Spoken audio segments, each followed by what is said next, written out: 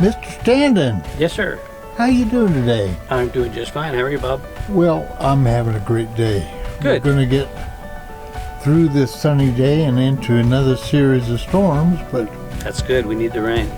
yeah, the creek's running in the back of my house for a change. It's raining over here. It's Stockton Creek. I can hear it over here, listening to it. All right. You know, we're standing in front of Trabuco's old powder house. A lot of history around here. Yeah. And you're kind of playing a historical character with with Scott Eastwood's movie.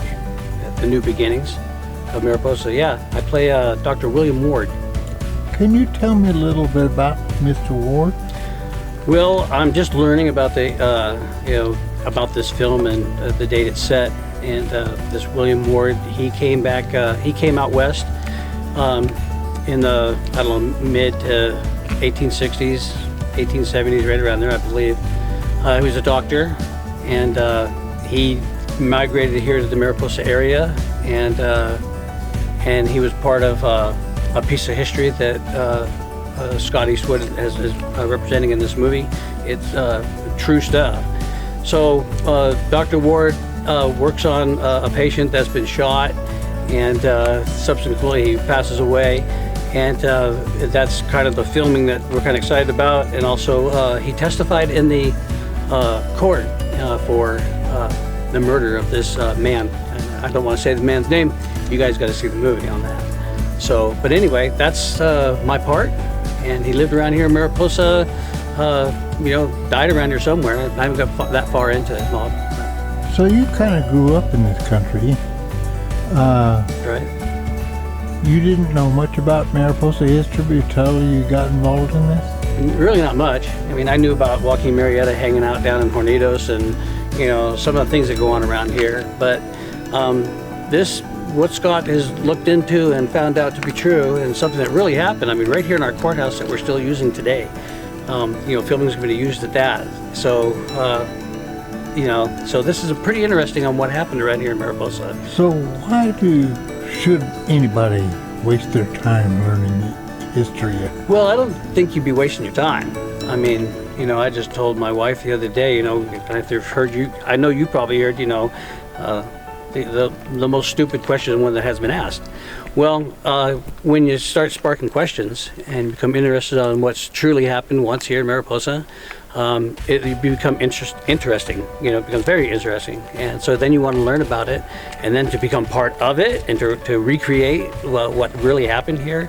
That's really kind of neat and kind of exciting. So, and there's other things. There's other things too I know around this town that's happened. Why? Why is it exciting? Because you're recreating something that really happened. It's just not a story. You're part of history, real history that happened here. Got a connection. Yeah, you got a connection to it. These old buildings? I'm sorry? These old buildings? Yeah. A lot of them are going away. Yeah, when the Trabuco warehouse fell over, I was really upset about that because that was a piece of history that could have been saved in Mariposa. I'm not a tree hugger, but, I don't want to knock off all the trees either. So when you have a building that's there and it represents a long time part of history, I mean, hey, take the frost shop. That was a big part of our history growing up here that we no longer have. So this dynamite building, yeah, it's part of history and we have it. And I'm leaning against it. And here's the door that somebody opened up 100 or more years ago. So that's kind of interesting. Stand right here where maybe Trabucus opened this door, So it's just being a part of history. It's neat. Anything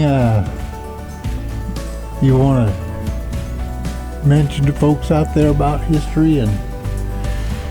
Well, I think learning the history about where you're at. I've been here since 68 when we came first.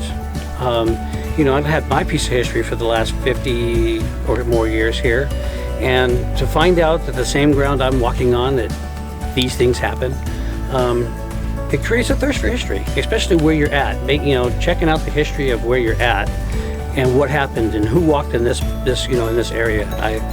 I mean, I'm never going to make it to Israel, I don't think, to walk the same ground Christ walked on. But I'm just touching a door that Mr. Trabuco had opened up over 100 years ago. So it is interesting. and it is what you make it.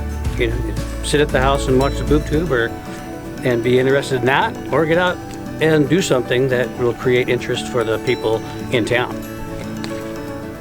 And another thought.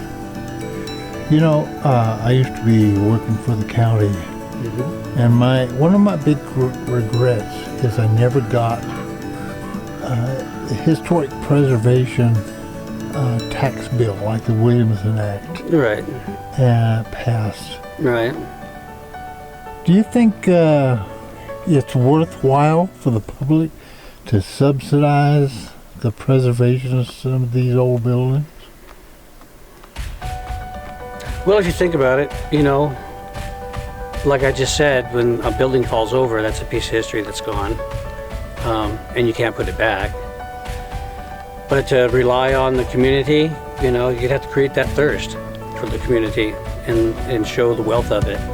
So, no, I don't like to see buildings falling over, but, you know how to put paperwork together, or did, or somehow someone knows how to put paperwork together to see if either the local government or, you know, state government, you know, maybe to fall under, you know, a state park or something. I don't know about that kind of stuff, Bob. Okay. I appreciate your time. I appreciate your time.